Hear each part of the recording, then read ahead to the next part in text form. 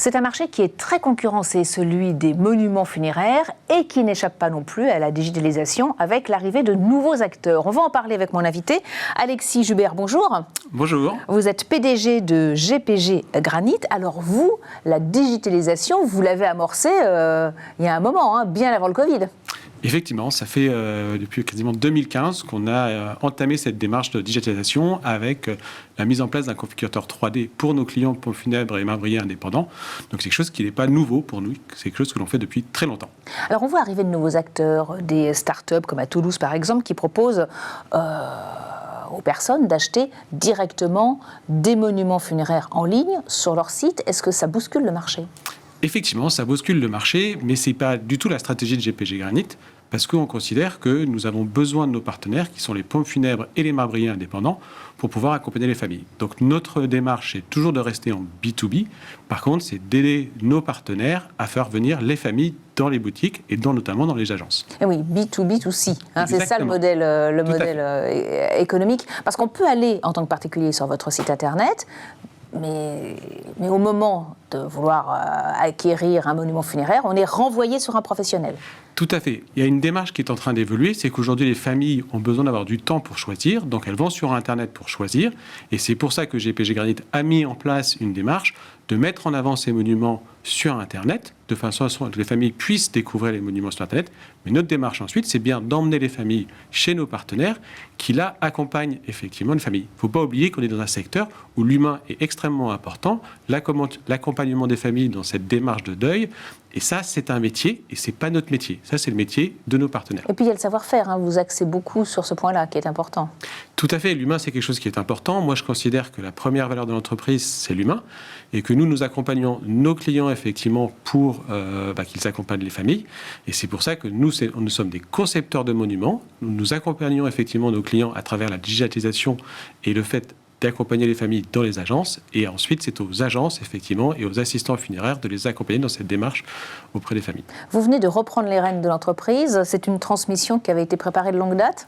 Tout à fait. Alors j'ai eu la chance de rencontrer Franck Briand il y a 5 ans, qui était l'ancien dirigeant, avec qui j'ai collaboré pendant plus de 5 ans, et il y a 2 ans il m'a demandé si je voulais reprendre les rênes de l'entreprise, et j'ai trouvé ce challenge passionnant, et ce qui était intéressant, c'est qu'on avait des valeurs communes, orienté vers l'humain et l'accompagnement des familles. Et ça s'est réalisé, et en plus avec une transition qui était très fluide, donc je suis vraiment ravi, une très grande fierté me concernant. Comment est-ce que vous voyez votre mission ? Notre mission, c'est avant tout d'accompagner les familles, comme je vous l'ai dit, on est au service des familles, ça c'est important parce que c'est une démarche, on est dans un secteur qui est particulier, on est dans un moment de la vie très particulier qui est le deuil, donc ça c'est important. Mais on est aussi une entreprise. Donc on a aussi une mission qui est de créer de la valeur, qu'elle soit financière ou extra-financière. Il faut faire face aussi à l'arrivée de ces concurrents qui eux, promettent de casser les prix. Tout à fait. Et c'est pour ça que, comme je dis qu'il faut créer de la valeur, il faut être capable d'avoir les moyens financiers pour continuer effectivement à investir dans le recrutement, investir dans l'innovation, dans le digital, mais aussi investir dans d'autres leviers qui sont extra-financiers, qui sont toutes les démarches pour avoir un avenir meilleur pour les générations futures. Donc ça, c'est important pour moi. Oui, vous avez d'ailleurs entamé une démarche RSE.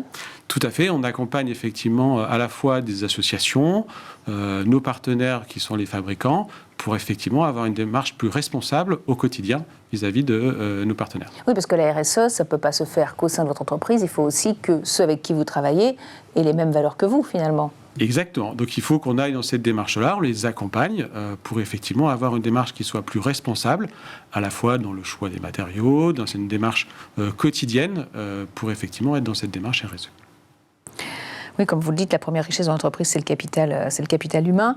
Donc, pour accompagner, on l'a vu, bien sûr, les personnes qui sont en deuil et qui ont besoin de soutien dans cette période difficile, mais aussi pour faire monter les personnels en compétences. Ça, c'est aussi très important pour vous. Tout à fait. Aujourd'hui, effectivement, la première richesse de l'entreprise, c'est le capital humain. C'est pour ça que j'investis beaucoup au quotidien dans la qualité de vie de mes collaborateurs, à la fois, je dirais, dans le cadre de vie, mais aussi, je dirais, dans la formation, dans l'accompagnement de mes managers, parce que, en fait, c'est grâce à eux qu'on peut continuer à avancer, et c'est pour ça que je considère toujours de mettre en avant mes collaborateurs, parce que c'est comme ça qu'on devient effectivement meilleur et qu'on se remet en question quotidiennement.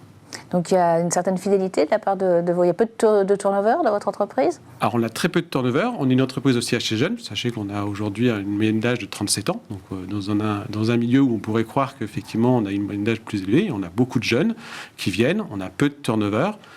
Ils sont motivés pour rester et continuer à apprendre. Et ça, c'est une grande fierté parce que mon métier, avant tout, c'est d'essayer d'accompagner, de les faire grandir et qu'ils arrivent à s'épanouir au quotidien, parce que je trouve que c'est important. Alors, ce n'est pas un secteur voilà, qui, entre guillemets, qui fait rêver quand même. Est-ce que c'est difficile de recruter des personnes dans ce secteur?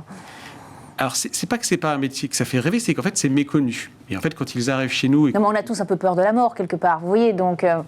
C'est vrai, mais quand vous leur transformez l'idée de dire que c'est pas que la mort, mais que c'est l'accompagnement d'une famille, bah vous changez en fait le postulat où en fait on va pas regarder la mort, mais on va plutôt regarder le fait de l'accomplissement, le fait d'avoir accompagné une famille au quotidien. Et du coup, pour eux, ça a une valeur. Et c'est vrai que les jeunes aujourd'hui, bah, ils sont contents et satisfaits de dire, bah voilà, à la fin de ma journée, j'ai effectivement répondu à un devis, une commande pour un monument qui va servir une famille et qui va avoir cette satisfaction personnelle. Et c'est important pour eux. Alors rapidement, enfin nous on a encore 30 petites secondes, quels sont vos projets de développement à court et moyen terme? Alors, à court et moyen terme, alors déjà à court terme, bah, aujourd'hui, effectivement, je viens de reprendre l'entreprise, donc bah, j'ai une nouvelle démarche, effectivement, voilà, en tant que PDG, parce qu'avant, j'étais uniquement directeur général, donc c'est une nouveauté pour moi. Et après, continuer ce que j'ai entrepris depuis 5 ans avec tous mes collaborateurs, c'est d'ailleurs de bien servir nos familles, d'être présent et d'accompagner aussi tous mes partenaires, Plombs Funèbres et Marbriers Indépendants. Merci beaucoup, Alexis Jubert, PDG de GPG Granit, d'être venu sur le plateau de Smart Leaders. Merci beaucoup à vous. Bonne journée.